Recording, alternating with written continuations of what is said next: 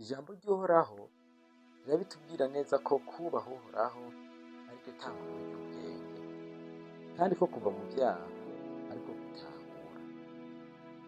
Iyo turiko turiga amashure, umuntu akiga agashirako universite, agashirako master, doctora n'ibindi, mu banyabwenge bo ngaha kw'isi tuba tubona umengo umuntu yagerageje.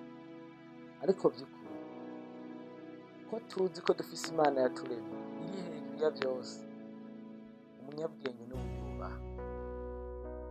Yobu niwe yabishuriwe canke yabigishijwe, aranavyandika mu gice ca 28 ku murongo wa 28, yandika ngo kubaha Uhoraho niryo tanguriro ry'ubwenge, kandi kuva mu vyaha niko gutahura. Pawulo nawe mu vyo yanditse avuga ko Imana vyarayihimbaye ko iri jambo ry'Imana ariryo Bibiliya canke inzira y'agakiza, vyarayihimbaye ko abantu batabitahurishwa n'ubwenge bwo kw'isi. Nico gituma ngo yahisemwo abantu b'inyuma y'abandi bakengere canke b'inzoya kuba aribo ibihishurira, kugira ngo mwimare amazi abanyabwenge bo mu vy'isi.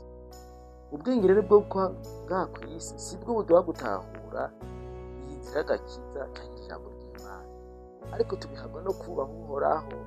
Kubaha Uhoraho niryo tanguriro ry'ubwenge. Umuntu yaciye bugufi agatega ugutwi akumviriza ijambo ry'Imana rivuze, akagishira mu ngiro, Imana igenda imutahuza n'ivyo atari bwatahure, kuko ijambo ry'Imana rivuga ngo ehe nije nzobarongora ndabereka inzira mukwiye gucamwo yariyo. Ngaha rero ikintu novuga, ntushobora kwerekana inzira canke imirongo y'ijambo ry'Imana mike ishobora kudufasha kwironderera ubwenge canke gutahura.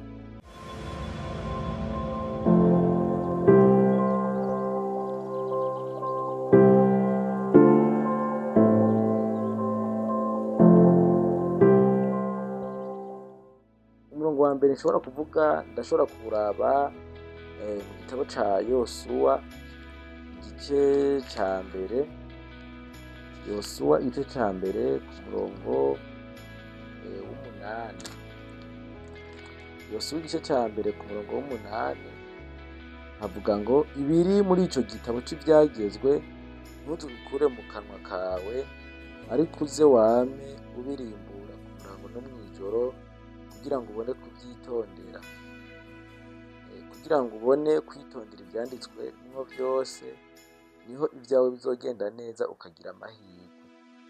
Ni ukuvuga uno murongo w'ijambo ry'Imana uvuze ngo ibiri muri kino gitabo uzi wama ubirimbura ku murango no mw'ijoro, kugira ngo ushobore kwitondera ivyanditsemwo ngaha.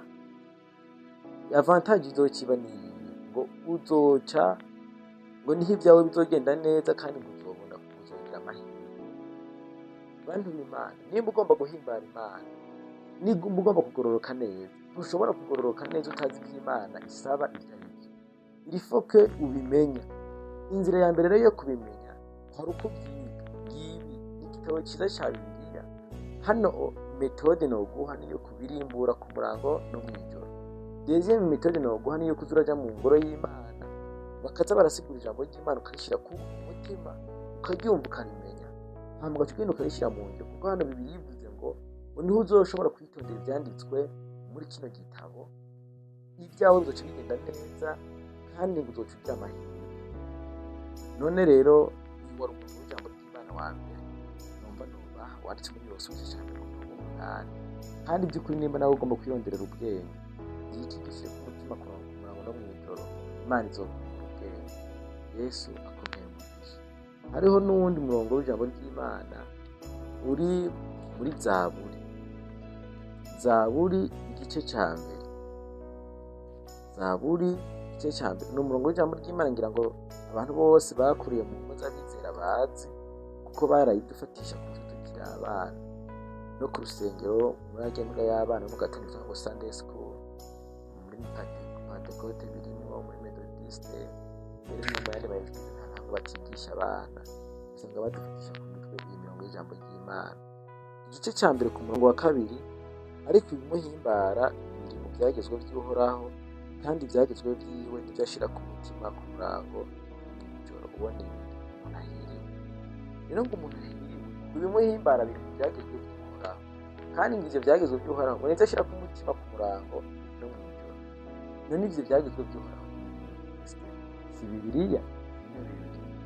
Rero umuntu w'uburyo w'umukizwa w'ukuri ahimbara Imana ni umuntu aza afise umunezero w'agakiza, ahimbawe n'agakiza, aguwe neza kuba ari mu gakiza, adaterwa isoni n'ibya Yesu, adaterwa isoni no gushimira Yesu, haba mu byo avuga, mu byo akora, mu byo yambara, mu byo arya, byose ari muhira, ari mu bagenzi, ari muri famiye, hose akaguma ashira hejuru izina rya Yesu bitamutera isoni. Ni ukuvuga umuntu ahimbagwa n'ibyagezwe by'Uhoraho, canke ahimbagwa n'inzira y'agakiza, canke ahimbawe nuko ari muri Yesu. Umuntu yumva aguwe neza nuko ari muri Kristo Yesu. Havuze rero ngo ariko ibimuhimbara biri mu byagezwe by'Uhoraho. Burya wowe uri kuraja mu ijuru wari ukwiye kuraba khayerema ko ibi bintu urimo biguhimbara. Ese biraguhimbara? Ntaho bicamo bikagutera isoni, ukumva umaramaye, ukumva utoca mu bantu. Icyo rero nico giteye ubwoba, kandi ico kirateye ubwoba kubona uri uwa Yesu kandi uri kuja mu ijuru ariko bigutera isoni. Biratera ubwoba rero, ni ukuri biratera ubwoba. Ariko wari ukwiye gushika kuri runo rugezo, umutima wawe ugahimbagwa n'ivyagezwe by'Uhoraho. Mu yindi mvugo, ukamera nk'urufi rwibereye mu mazi. Urufi iyo rubaguye mu mazi ruca rupfa. Rero biguhimbara, wavuga ati ngumiza muri bino nyene, ndabigumemwo mu gitondo, ndabigumemwo ku murango wose, no mw'ijoro nguma muri bino vyagezwe. Nivyo bimpimbara, nivyo munezero wanje. Iyi rero niyo sokre yo kugira ngo umuntu agire stabilite mu gakiza, apana za bintu ngo yaguye. Burya ntibiba biguhimbara, ariko biguhimbara, biraguhimbara waraye uriye, biraguhimbara wariye ubukeye, biraguhimbara utaguma ugombora, bikaguhimbara muri byinshi no muri bikeya, biraguhimbara ufise amagara akomeye, biraguhimbara bica mu kanagwara. Ibyagezwe by'Uhoraho umuntu himbara ku murango no mw'ijoro, uwo muntu n'umuhirwe, kuko ngo acaza ngo arabihoza ko amaso. Hano ku murongo wa gatatu bavuze ngo azoba nk'igiti gitewe hafi y'imigezi y'amazi, kandi icyo azokora cyose kizomubera kure. Ndashobora kubereka uwundi murongo w'ijambo ry'Imana mu Bifilipi. Mu Bifilipi ni ukuvuga ni mu cete Pawulo yandikiye Abifilipi, mu Bikolosayi. Mu Bikolosayi niho ngomba gusoma igice cya gatatu umurongo wa 16, havuga ngo ijambo rya Kristo ribe muri mwebwe rigwiriye, ririmwo ubwenge bwose, mwigishanye, muhanurane, muririmba zaburi n'indirimbo n'amatazirano y'ibya mpwemu, mubirimbire Imana mu mitima yanyu, biheshwa n'ubuntu bwayo. Ijambo rya Kristo ribe muri mwebwe rigwiriye rwose. Umuntu rero agomba kunguka gutahura, umuntu agomba kuba umunyabwenge, umuntu agomba kugororokera Imana neza, nafata akanya ko kwiga ibi byagezwe by'Uhoraho abimenye. Hariya muri Yosuwa twasomye ngo n'umuntu babirimbura ku murango no mw'ijoro.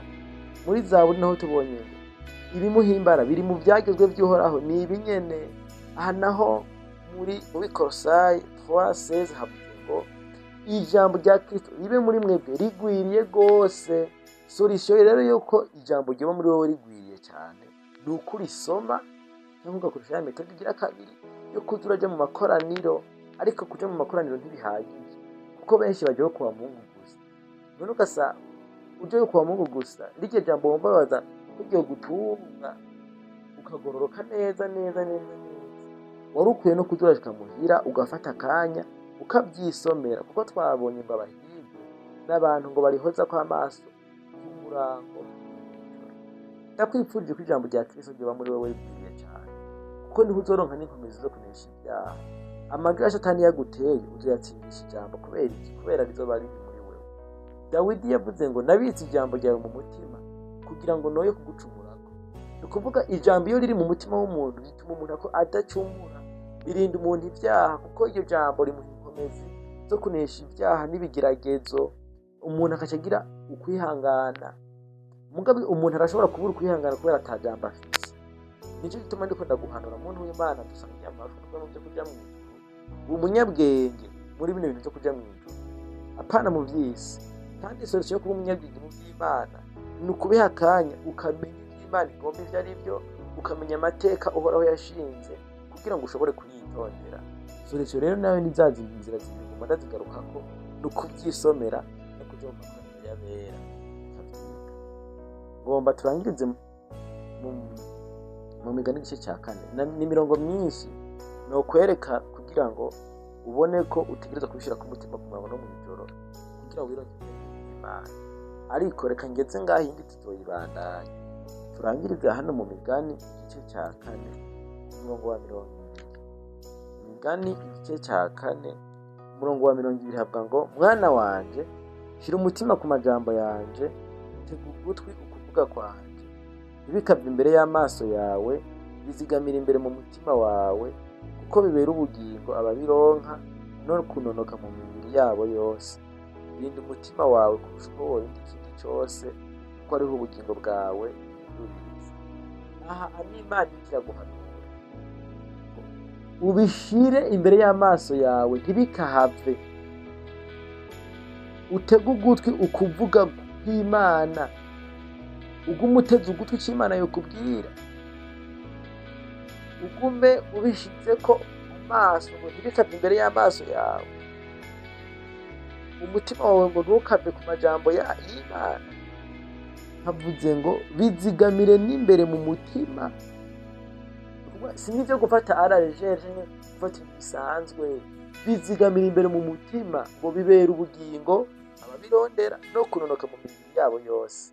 Hama icyanyuma ngo rinda umutima wawe kuko ariho ubugingo bwawe bugize gute bududubiriza. Nari amajambo y'Imana nagomba gusa gushimangira rino jambo rivuga ngo kubaho uhoraho n'igitanguzo cy'ubwenge kandi kuva mu byaha ko gutahura. Nimba waragiriwe ubuntu n'Imana ugatahura kano gakiza, ntugarukire ngaho, rondera kumenya byinshi. Umuririmbyi wa kantiki 188 yavuze ngo ndagomba gusa nawe Yesu. Solution yo gusa na Yesu niyo kumuha akanya mu gusenga no mu ijambo, ugasoma ijambo ry'Imana ukaryisomera, ukaja no mu makoraniro ukabyiga kugira ngo ribe muri wowe rigwiriye ari byinshi. Udusanga wahindutse, udusanga utakiri wa wundi abantu bazi, udusanga utakiri wa wundi w'intege nke wa kera, ariko uzohinduka usanga ufise inkomezi uhabwe n'iryo jambo ry'Imana. Ni iki kintu nariko ndashimangira, kandi abantu bose bafise ijambo ry'Imana mu mitima yabo ryagiye ribarinda ibyaha nk'uko Dawidi yabishingiye intare. Nawe ndazi yuko uzogenda uhabwa kunesha. Kandi niba utarakira Yesu nk'umwami n'umukiza, ukaba wagiriwe ubuntu bwo kurora ino video, ndagutumiriye kwakira Yesu nk'umwami n'umukiza kuko nivyo bigezweho. Kandi umwami wacu Yesu Kristo ari ku rugi, ariho yamyeho kandi agira ati. Aha rero nari kuvuga ngo umunyabwenge arabibona, ubwo umunyabwenge ni umunyabwenge, ariko nawe utarakira Yesu nk'umwami n'umukiza ntiwashobora kumenya gufata iminota yo kurora ino video. Nawe uriko uragura umunyabwenge, ushobora guha ijambo ry'Imana ikibanza, ushobora guha Yesu ikibanza mu mutima wawe, ushishikara gutega ugutwi icyo akubwira, hama utunganyirizo zawe umwakire mu bugingo bwawe. Ntaco uzokena, ntaco uzobura, ese w'imfuvyi, ese w'amapfakazi, niwe watwanka akatugaburira, kandi niwe azoduha n'ijuru. Ndagushimiye ko wahisemo gukurikirana ubuzima bwa Kristo, umwami wacu Yesu Kristo.